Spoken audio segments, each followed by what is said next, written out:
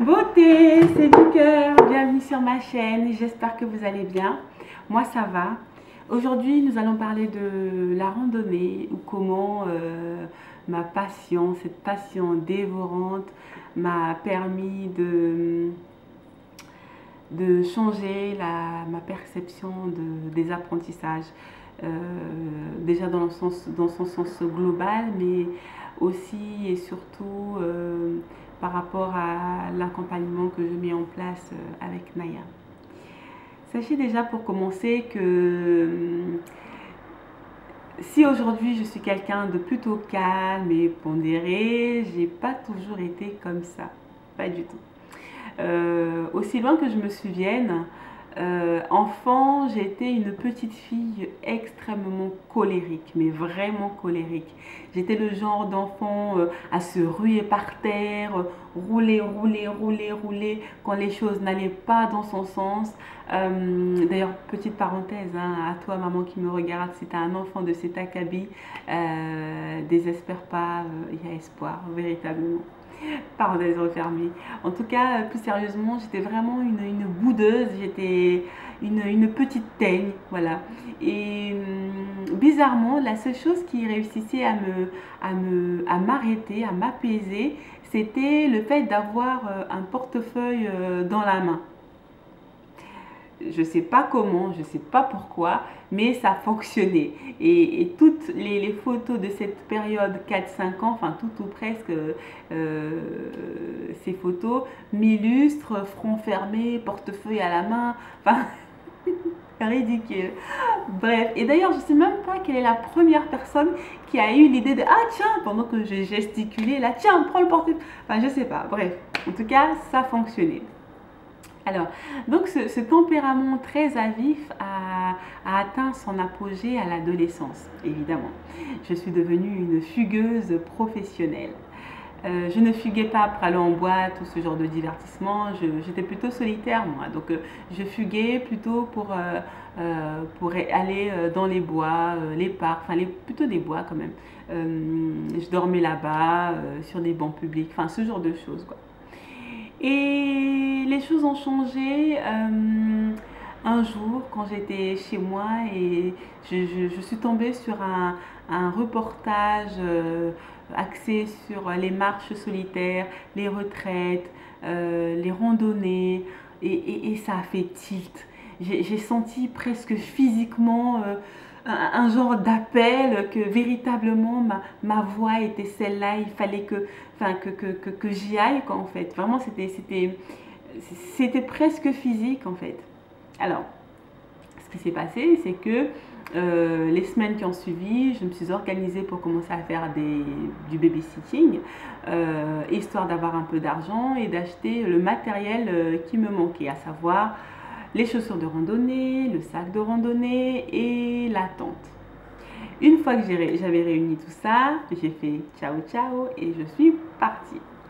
Je devais avoir 16 ans et demi ou un truc comme ça. Voilà. Et ça a été la première randonnée d'une longue, très longue série. Alors, euh, c'est une période très formatrice de ma vie qui a duré plus de 10 ans. Évidemment, j'avais des pics où je rentrais dans la vie de tous les jours, enfin sédentarisée, et une fois que j'en avais assez, je repartais, et voilà en fait. Donc c'était une vie en dents de scie, ponctuée par des randonnées qui pouvaient durer 1 mois, 2 mois, 3 mois, 4 mois, plus, enfin bref, voilà. C'était comme ça que ça se passait. Et du coup, quand Naya est née, ça a été l'occasion de rentrer dans la vie réelle. On va dire ça un petit peu comme ça. Parce que tant qu'elle n'était pas là, j'avais toujours ce pont-là qui faisait que dès que je me sentais en mode claustro dans la vie de tous les jours, on va dire ça comme ça, ben, je prenais mon sac, je taillais, je faisais ce que j'avais à faire, et une fois apaisée, je revenais un peu comme les gens qui vont dans les retraites et tout ça, enfin bref, c'est comme ça que je vivais ma vie. Et le fait qu'elle soit là, ça fermait tout ça, ça cloisonnait. On est d'accord que le fait d'avoir un enfant n'est pas forcément un frein à une passion. Mais d'ailleurs, Naya, elle a commencé à bivouaquer. Elle avait même pas 3 mois qu'on emmenait déjà en randonnée. Enfin bref, donc c'est vraiment pas la question. Le truc ici, c'est que avant j'étais seule et que désormais nous étions trois. Et aussi et surtout, avant je n'étais pas assujettie au confort. Quand je dis confort, c'est vraiment confort. Parce que de toutes mes randonnées, je ne suis jamais partie avec plus de 20 euros. Que ce soit une randonnée d'un mois, de 2 mois, de 3 mois, peu importe la durée de la randonnée, je n'ai jamais eu plus de 10 euros. Que ce soit à l'époque des francs, que je ne suis pas toute jeune, ou en euros. Jamais, jamais, jamais. J'ai toujours vécu au gré du vent, au gré des rencontres. Je suis une femme et j'ai une fois par mois mes règles comme toutes les femmes. Et il m'est arrivé de faire des jours sans me laver alors que j'avais mes règles. Et puis soudainement une rencontre sympathique et qui me propose de prendre une douche chez elle. Et voilà. Enfin bref, donc vraiment j'ai toujours été réceptive à l'échange sur la route. Donc, le confort, c'était vraiment le dernier de mes soucis. L'important était l'urgence. Je voulais partir parce que j'étais dans une étroitesse de vie. Donc, je prenais mon sac, donc je partais. Le reste, qui vivra verra. Voilà. Et du coup, ben, forcément, avec un enfant, ce type de choses, ça devient un peu compliqué. Voilà. Et j'entends encore mon entourage qui me disait c'est une responsabilité, un enfant, c'est très bien, hein, pour me dire que bien fait pour un, bref. Et donc c'était très compliqué. Du coup, pour accepter ça, il a fallu que je me demande, que je me penche sur la question, qu'est-ce qui était si important pour moi dans cette vie-là? Qu'est-ce qui était si primordial? Et là, j'ai compris que ce qui était important, c'était que sur la route, chaque élément à la suite, c'est-à-dire que chaque événement rencontré était toujours l'occasion unique d'en savoir toujours un peu plus sur moi, sur qui j'étais, sur ce que j'avais dans le ventre. Là où le quotidien, avec sa monotonie, sa répétition, ne permet pas trop de sortir de sa zone de confort pour se découvrir. On s'attache généralement à l'image qu'on a de soi et c'est tout sans savoir si véritablement elle est vraiment celle-là en fait. Donc c'était vraiment ça au final qui me posait un souci. Et une fois que j'ai pu remonter ça, il m'a été facile ensuite de transformer ça, de réaliser que finalement, en devenant maman, ben, une nouvelle aventure commençait et que cet être en face de moi avait aussi cette aptitude-là à faire des zooms sur moi, à faire des zooms sur qui j'étais pour me déstabiliser. Et c'est ce que font les enfants de toute façon.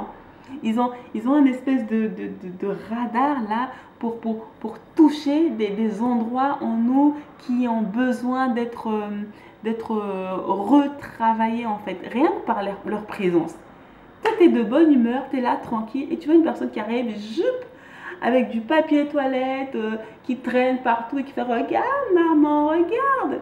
Et là, tu dois rester zen. Non, ils ont cette capacité-là de nous mettre hors de nous pour pouvoir travailler ce qui demande à l'être dans notre personnalité. Voilà, donc d'avoir fait ce rapport entre ce que je pensais, ce que je vivais en étant sur la route et ce que je pouvais vivre en acceptant le challenge de ce quotidien aride, et ben j'ai senti qu'il y avait vraiment moyen.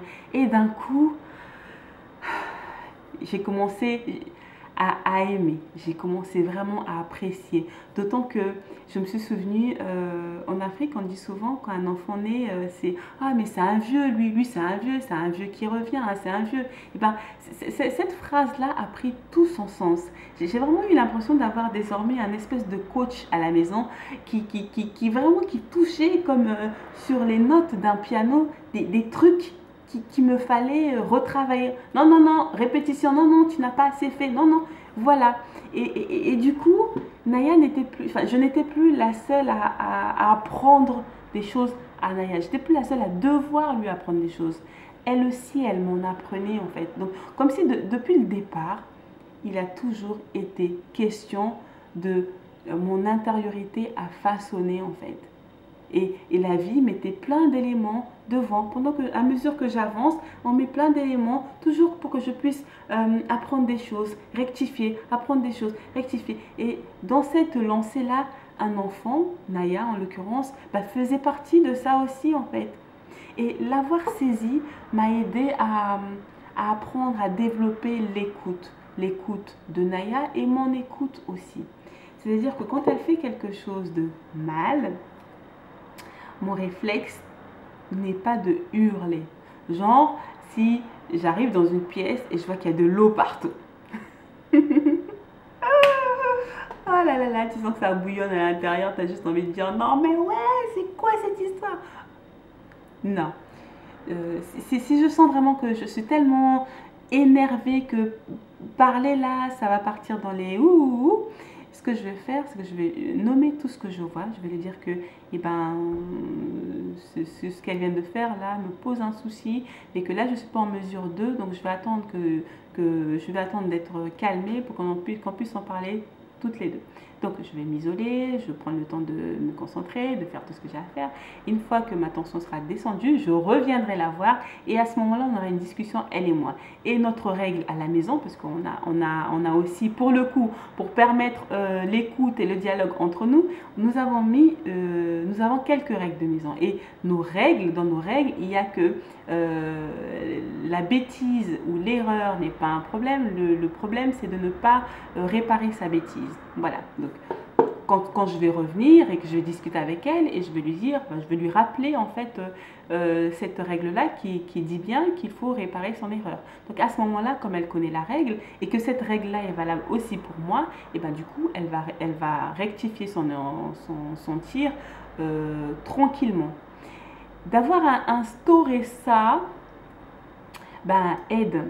C'est-à-dire que du coup, elle, quand elle est énervée, et ben maintenant qu'elle est en mesure de dire les choses, elle arrive, elle me les dit aussi. Elle me dit qu'il y a quelque chose qui lui pose un souci, et et que la règle, et puis moi aussi, ben, je m'ajuste face à cette règle qui est commune. Et c'est beaucoup plus apaisant en fait. C'est beaucoup plus apaisant de vraiment considérer que cet enfant qui est à côté de nous, qu'on accompagne, est aussi pour nous un guide, est aussi pour nous un coach, est aussi pour nous un élément révélateur de qui nous sommes en fait. Mais cet enfant révèle aussi des failles en nous à transformer. Donc, on n'est plus le parent tout puissant, qui sait tout, qui voit tout. Enfin non, c'est fini tout ça, on n'est plus ça. Mais l'accepter, c'est difficile, c'est certes difficile, et c'est pas tous les jours que je suis en mode cool Raoul, non, pas du tout. Mais l'avoir en tête, c'est très important. Et aussi, quand je dis que je verbalise à chaque fois quand quelque chose me pose problème la concernant, eh ben, je n'y mets pas des images. Par exemple, là, à vous, je peux clairement lui dire, je descends, je vois qu'elle a mis de l'eau partout, j'ai envie de l'attraper par le cou, j'ai envie de la secouer, j'ai envie de la boum, boum, boum. Je peux le dire parce que ici, bon, on est entre adultes, enfin, il y a un aspect copinage, donc je peux me permettre ce genre de choses. Mais avec elle, je ne vais pas imager le truc. Je vais juste nommer clairement ce que je vois. Voilà, je vois qu'il y a ceci, je vois qu'il y a cela, et je ne suis pas d'accord avec ceci, je ne suis pas d'accord avec cela. Je nomme tout en fait. Comme ça, elle le sait, comme ça, elle l'entend, comme ça, il lui sera facile pour elle de le ressortir quand son moment viendra. Et elle le fera, c'est sûr. Mais en aparté, avec des copines, des amis ou YouTube, je peux me permettre ce genre de choses. Et ça, véritablement, je le dois à cette expérience de la randonnée. C'est vraiment